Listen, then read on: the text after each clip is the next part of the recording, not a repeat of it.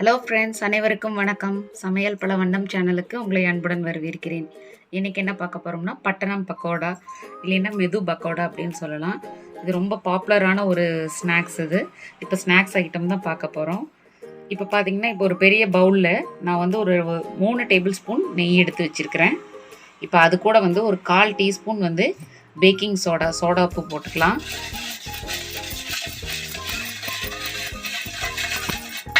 போட்டுட்டு இதை நல்லா மிக்ஸ் பண்ணிக்கலாம். இப்போ ஸ்பூனில் லைட்டாக கலக்கி விட்டாச்சு. இப்போ பார்த்தீங்கன்னா கையில் நல்லா மிக்ஸ் பண்ணிக்கலாம். இப்போ நெய்யும் சோடா உப்பும் நல்லா கலங்கியாச்சு. இந்த அளவுக்கு நல்லா கலங்கிடுச்சு. இப்போ நான் வந்து எடுத்து வச்சிருக்கிற ஐட்டம் எல்லாம் என்னென்ன, பக்கோடா அப்படிங்கிறதுனால நல்லா பெரிய வெங்காயம் வந்து நிறையா கட் பண்ணி வச்சுருக்கிறேன். இங்கே பார்த்தீங்கன்னா ஒரு 2லேருந்து 3 பெரிய வெங்காயம், 2 கொஞ்சம் பெரிய வெங்காயமாக, ஒரு வெங்காயம் கொஞ்சம் மீடியம் வெங்காயமாக எடுத்து கட் பண்ணி வச்சுருக்கிறேன். கொத்தமல்லி, கருவேப்பிலை, ஒரு 1/4 டீஸ்பூன் சோம்பு, 1 இன்ச் இஞ்சி வந்து துருவி வச்சுருக்கிறேன். இப்போ இதெல்லாம் சேர்த்திக்கலாம். இப்போ அது கூடவே பார்த்திங்கன்னா ஒரு 1/2 டீஸ்பூன் வந்து வெறும் மிளகாய் தூள் எடுத்து வச்சுருக்கேன். ஒரு 1/2 டீஸ்பூன் வந்து சீரகத்தூள் எடுத்து வச்சுருக்கிறேன். நீங்கள் சீரகம் அப்படியே போடலாம். நான் இன்றைக்கி பொடி பண்ணி வச்சுருந்ததுனால இப்போ அதையவே யூஸ் பண்ணிக்கிறேன். காரம் வந்து நீங்கள் எவ்வளோ யூஸ் பண்ணுவீங்களோ அதுக்கு தகுந்த மாதிரி போட்டுக்குங்க. இதையெல்லாம் போட்டு லைட்டாக அப்படியே பிசைஞ்சு விட்ட மாதிரி பண்ணிடலாம். அப்போ அந்த வெங்காயமெல்லாம் நல்லா உதிர்ந்துடும். இப்போது கொஞ்சமாக உப்பு சேர்த்திக்கிறேன். கூடவே பார்த்திங்கன்னா கொஞ்சமாக பெருங்காயத்தூள் போட்டுக்கிறேன். நான் இஞ்சி போட்டிருக்கிறோம், இருந்தாலும் ஒரு வாசத்துக்காக பெருங்காயத்தூள் போட்டுக்கிறேன். ஒரு 1/4 டீஸ்பூன் வந்து மஞ்சத்தூள் போட்டுக்கலாம். அதையும் போட்டு நல்லா பசைஞ்சு வச்சுக்கலாம். இந்த வெங்காயம் இதெல்லாம் நல்லா போட்டு இந்த மாதிரி பண்ணும்போது நல்லா வாசமாகவும் இருக்கும். அதே சமயம் ஈவனாக நல்லா இதாகிட்டோம். அவ்வளோதான். இப்போ இதை நல்லா பிசைஞ்சு வச்சாச்சு. இப்போ பார்த்திங்கன்னா நம்ம இப்போ சேர்க்க வேண்டிய மாவு ஐட்டம் எல்லாம் சேர்த்திக்கலாம். இது வந்து பொட்டுக்கடலை மாவு, அதாவது வறுகடலை அப்படின்னு சொல்லுவாங்க இல்லையா, அது வந்து ஒரு 1/4 கப்பு. நீங்கள் எல்லாமே வந்து ஒரே மெஷர்மெண்ட்டில் தான் எடுக்கணும். 1/4 கப்பு பொட்டுக்கடலை மாவு. அது 1/4 கப்பு பொட்டுக்கடலை மாவு. இப்போ அதே கப்பில் வந்து 1/4 கப்பு கடலை மாவு, அதே கப்பில் பாதி வந்து அரிசி மாவு சேர்த்துக்கலாம். அவ்வளோதான். 1/4 கப்பு கடலை மாவு, 1/4 கப்பு வறுகடலை, அதாவது பொட்டுக்கடலை மாவு, அதுக்கப்புறம் வந்து அதில் பாதி வந்து அரிசி மாவு. இப்போ இதையெல்லாம் சேர்த்து நல்லா கையிலேயே நல்லா இப்படி மிக்ஸ் பண்ணி விட்டுக்கலாம். தண்ணி வந்து நீங்கள் லாஸ்ட்டாக தான் ஊற்றணும். அது தெளித்த மாதிரி தான் போட்டு பிசையணும். ஏன்னா இது வந்து பக்கோடா அப்படிங்கிறதுனால வந்து கொஞ்சம் நல்லா நமக்கு ட்ரையாக தான் வரணும். அதனால் ஃபஸ்ட்டு இப்போ இருக்கிறதுல இந்த வெங்காயத்தோட ஈரம், மற்ற இன்க்ரீடியண்ட்டில் இருக்கிற ஈரமெல்லாம் சேர்ந்து இந்த மாவு எவ்வளோ தூரம் பிடிச்சிருக்கோ அதுக்கப்புறம் நம்ம தண்ணி ஊற்றினா போதும்.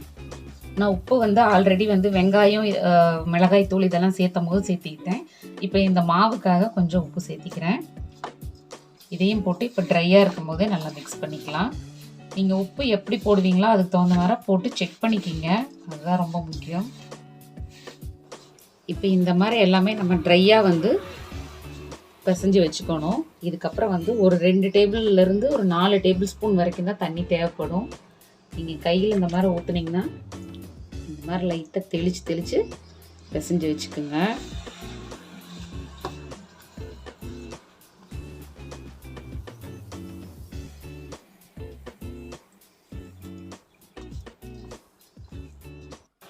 இப்போ நான் சொன்ன மாதிரி பார்த்திங்கன்னா 2லேருந்து ஒரு 4 டேபிள் ஸ்பூன் தான் எண்ணெய் வந்து தண்ணி ஊற்றி பிசைஞ்சிருக்கிறோம்.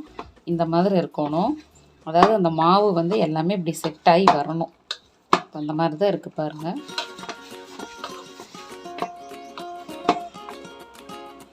தண்ணி வந்து பார்த்து தெளிச்சுக்குங்க. அப்படி இல்லைனாலும் கூட எச்சாயிடுச்சு அப்படின்னாலும் கூட மாவு சேர்த்திக்கிட்டிங்கன்னா ஒன்றும் இல்லை, எல்லாம் கரெக்டாகிக்கும்.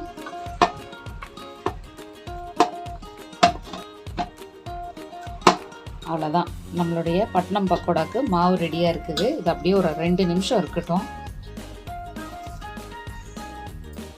நம்ம எடுத்து வச்சுருக்கிற மாவுலேருந்து நம்ம எந்த சைஸ்க்கு போடணும்னு நினைக்கிறோமோ அந்தளவுக்கு எடுத்து உருட்டி வச்சுக்கலாம். முதலுக்கு ஒட்டுது அப்படின்னு ஃபீல் பண்ணினீங்கன்னா எண்ணெய் தொட்டுட்டு பிசைங்க, தண்ணி தொட்டுட்டு பிசையாதீங்க.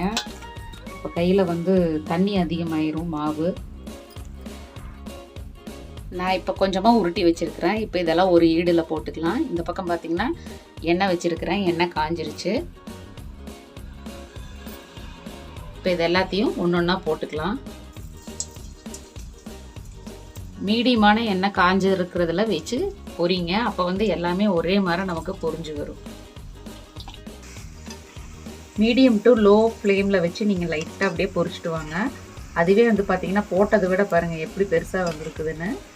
ஏன்னா நமக்கு சோடா உப்பு இதெல்லாம் போட்டிருக்கிறதுனால வந்து நல்லா இது கிறிஸ்பியாகவும் இருக்கும். அதே சமயம் வந்து பார்த்திங்கன்னா நல்லா வெந்திருக்கும். உள்ளாரையெல்லாம் நல்லா வெந்திருக்கும். பயப்படவே வேண்டாம்.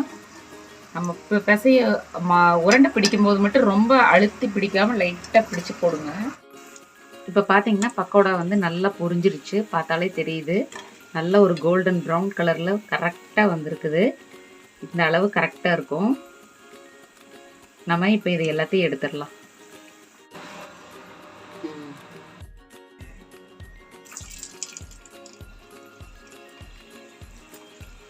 இது ஒன் ஆஃப் த ஃபேமஸான ஒரு ஸ்நாக்ஸ் ஐட்டம். இது பார்த்திங்கன்னா இது சாம்பார் சாதத்துக்குள்ளே வச்சு சாப்பிட்டோம்னா சூப்பராக இருக்கும். ப்ளெயினாக நம்ம ஒரு ரசம் சாதம் கூட வச்சு சாப்பிட்டோம்னாலே ரொம்பியாக இருக்கும். இந்த பக்கோடா இது ரொம்ப ஃபில்லிங்காகவும் இருக்கும். டீ டைமுக்கு ஆப்டான ஒரு ஸ்நாக்ஸ் ஐட்டம்ஸ் இது. ஒரு 3 சாப்பிட்டு நம்ம ஒரு டீயோ ஒரு காஃபியோ குடித்தோம்னா பசிக்கவே பசிக்காது. மெயினாக வந்து ஃபஸ்ட்டு நம்ம ஃப்ளேம் எந்த கண்டிஷனில் வைக்கிறோமோ அதே இதில் வைங்க. அப்போ தான் வந்து எல்லா பக்கமும் ஈவனாகவும் வேகும். அதே சமயம் ஒரே மாதிரி நமக்கு எங்கேயுமே கூட குறைய வேகாமல் அப்படி கரெக்டாக நமக்கு கிடைக்கும். அதே சமயம் போட்ட உடனே திருப்பிடாதீங்க. கொஞ்சம் நேரம் கழித்து ஒரு 1 மினிட் 2 மினிட் கழித்து நீங்கள் திருப்பினீங்கன்னா தான் அந்த பால் வந்து அதே மாதிரி இருக்கும். மொறுன்னு நம்மளுடைய பக்கோடா ரெடி ஆகிடுச்சு. மெது பக்கோடா அப்படி இல்லைன்னா பட்டணம் பக்கோடா அப்படின்னு சொல்லுவாங்க. மறக்காமல் இந்த வீடியோ பிடிச்சதுன்னா ஒரு ஷேர் பண்ணுங்கள். உங்கள் ஃப்ரெண்ட்ஸ் ரிலேட்டிவ்ஸ் யாராவது ஒருத்தருக்காவது ஷேர் பண்ணுங்கள். சமையல் பல வண்ணம் சேனலை சப்ஸ்கிரைப் பண்ணுங்கள். நான் உங்களை அடுத்த வீடியோவில் சந்திக்கிறேன். தேங்க்ஸ் ஃபார் வாட்சிங்.